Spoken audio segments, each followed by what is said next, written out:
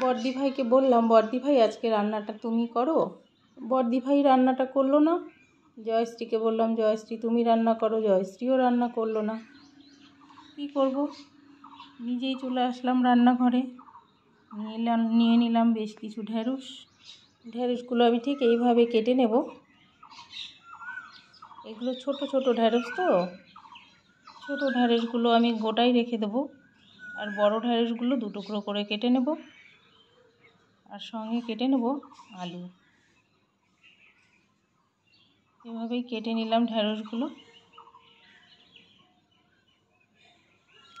এবার একটা আলু আমি এভাবে লম্বা লম্বা করে কেটে নিয়েছি। ওভেনে আমি ফ্রাই প্যান বসিয়ে দিলাম, দিয়ে দিলাম সাদা তেল। তেল গরম হয়ে গেছে, দিয়ে দিলাম কেটে রাখা আলুগুলো দিয়ে লবণ হলুদ দিয়ে ভালো করে এবার আমি ভেজে নেব, লাল লাল করে বেশ ভেজে নেব।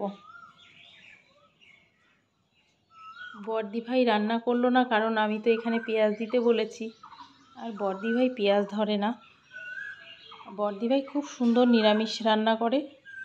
বড়দি ভাই নিরামিষ রান্না করে ভগবানকে ভোগ দিয়ে তারপরে বড়দি ভাই প্রসাদ পায়। বড়দি ভাই ঠাকুর নিয়েই থাকে, ঠাকুর পুজো আশ্রা গান নিয়েই বড়দি ভাই থাকতে ভালোবাসে।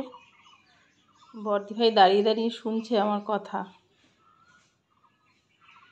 বড়দি ভাইয়ের থেকে আমি নিরামিষ রান্নাগুলো শিখে নেব। বড়দি ভাই শেখাবে তো আমাকে।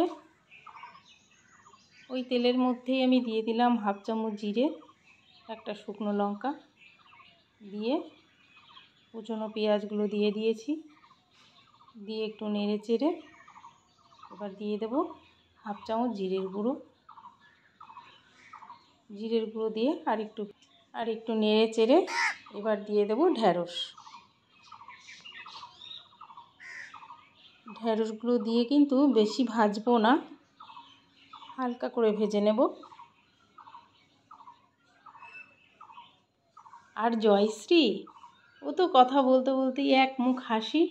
ওর হাসিটা আমার ভীষণ ভালো লাগে, আর ওর রান্নাগুলো একদম অন্যরকম। ও কিন্তু খুব ভালো রান্না করে। তো ঢ্যাঁড়স ভাজা আমার হয়ে গেছে। এখানে আমি দিয়ে দিলাম লবণ হলুদ দিয়ে আর একটু ভেজে নেব। এবার দিয়ে দেব ভেজে রাখা আলুগুলো দিয়েও আমি কিছু সময় কষিয়ে নেব। তো এই সবজিটা কিন্তু রুটি পরোটার সঙ্গে খেতে খুব ভালো লাগে।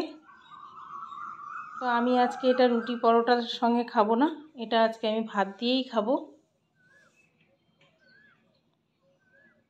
নেড়ে চেড়ে এবার কষানো আমার হয়ে গেল।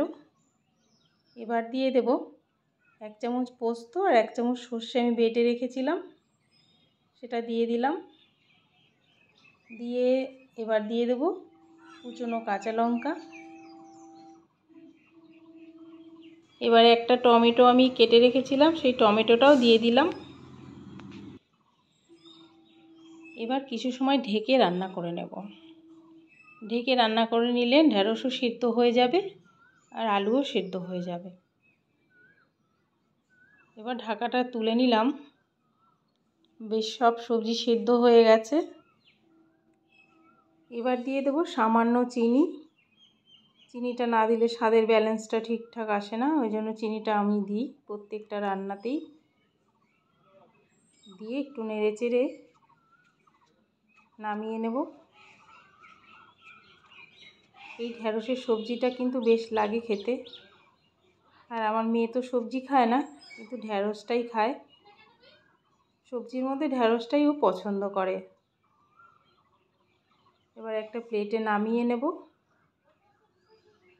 আর গরম গরম ভাতে কিন্তু দারুণ লাগে। আর এই সবজিটা কিন্তু ডাল দিয়েও ভালো লাগে। রান্নাটা আমার হয়ে গেল। এখন তাড়াতাড়ি করে খেয়ে দিয়ে আমরা যাবো আজকে বিকেলে একটু আইসক্রিম খেতে। মেয়ে অনেক দিন থেকেই বলছে যে একটু আইসক্রিম খেতে নিয়ে চলো, ওর আইসক্রিম খাওয়ার বায়না হয়েছে। তো আপনারা ভালো থাকবেন, সুস্থ থাকবেন।